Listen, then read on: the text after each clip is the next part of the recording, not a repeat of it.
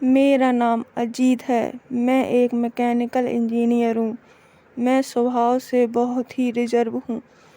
इस कारण कभी मेरी लड़कियों से ना ज़्यादा दोस्ती रही, ना ही कोई मेरी गर्लफ्रेंड बनी। अब मेरी जॉब लग गई थी और घर वाले शादी की बातें करने लगे। घर पर कई तस्वीरें और बायोडाटा आने लगे। उसमें से मुझे अंजलि देखते ही पसंद आ गई। बायोडाटा से पता चल रहा था कि वो अच्छी पढ़ी लिखी थी। मैंने अपने घर वालों से कहा कि मुझे लड़की पसंद है। हम लोग अंजलि के घर उसे और उसके परिवार को देखने गए। फिर जब अंजलि चाय लेकर आई तो वो मुझे उसकी तस्वीर से भी ज़्यादा सुंदर लगी। खुले बाल और हल्के नीले रंग की साड़ी में वो बहुत ही सुंदर लग रही थी। फिर घर वालों ने हमें एक कमरे में बातें करने के लिए भेजा। कमरे में वो चुपचाप थी। उसके चेहरे पर इतनी खुशी नहीं थी। मेरा दिल धड़क रहा था। मुझे लगा उसे मैं पसंद नहीं हूँ। मैंने ही बात शुरू करते हुए कहा कि आप क्या करती हैं?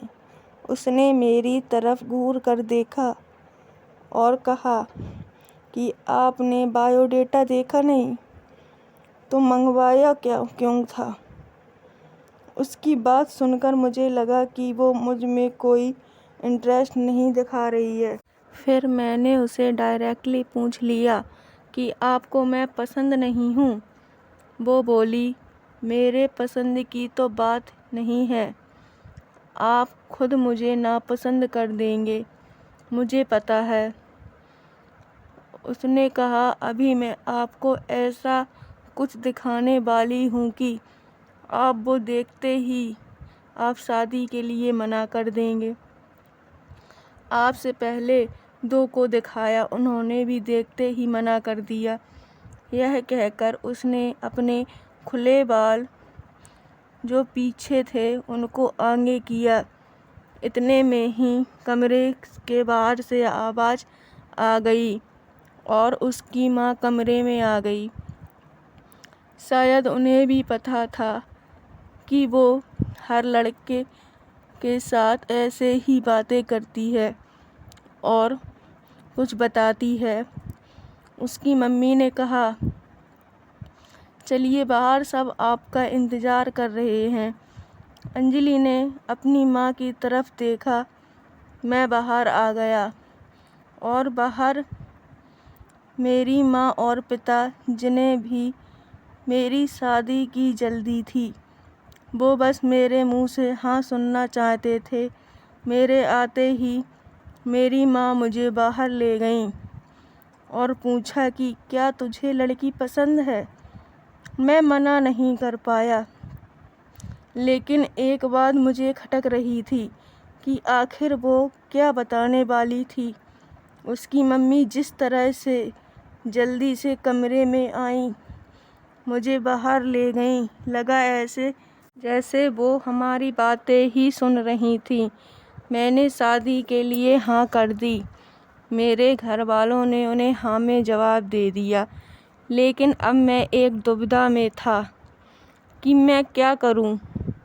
मैंने उससे बात करना चाहा। मैंने उससे नंबर नहीं मांगा था। मैंने अपनी मम्मी को कहा कि आप बात करें और उसका नंबर ले लें।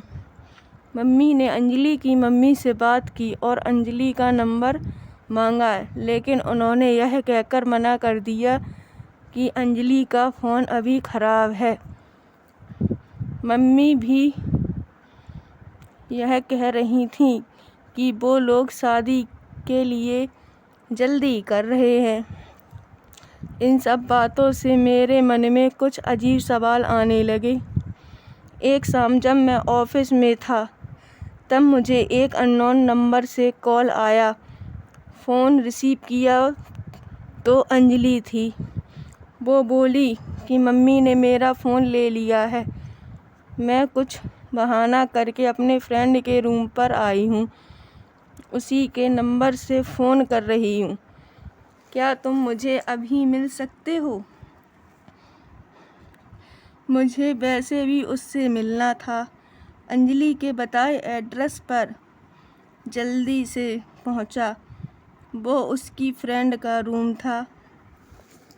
मैंने जाते ही पूछा, उस दिन की बात अधूरी रह गई थी और तुम्हारी मम्मी तुम पर नज़र क्यों रख रही हैं? अंजलि बोली, मैं तुम्हें कुछ दिखाना चाहती हूँ, उसके बाद तुम्हारे सारे सवालों के जवाब मिल जाएंगे। अंजलि आज भी बाल खोलकर आई थी। वो पीछे मुड़ी और अपने खुले बालों को पीठ से आगे की ओर किया। तब मुझे पता चला कि वो मुझे क्या दिखाना चाहती थी। उसकी गर्दन पर एक टैटू था, सुयश नाम का। अंजलि बोली कि मैं एक लड़के से प्यार करती थी और हम दोनों शादी भी करना चाहते थे।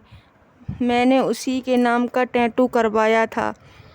यह बात मैंने अपने घर वालों को भी बताई थी और वो तैयार भी हो गए थे, लेकिन सुयन ने मुझे चीट किया। वो मुझे मेरे अलावा भी किसी और को डेट कर रहा था और वो लड़की पैसे वाली थी, इसलिए उसने मुझे छोड़ दिया। तब से मुझे शादी और लड़कों से नफ़रत हो गई थी। उस लड़के को मैंने बहुत प्यार किया, लेकिन उसने मुझे धोखा दिया।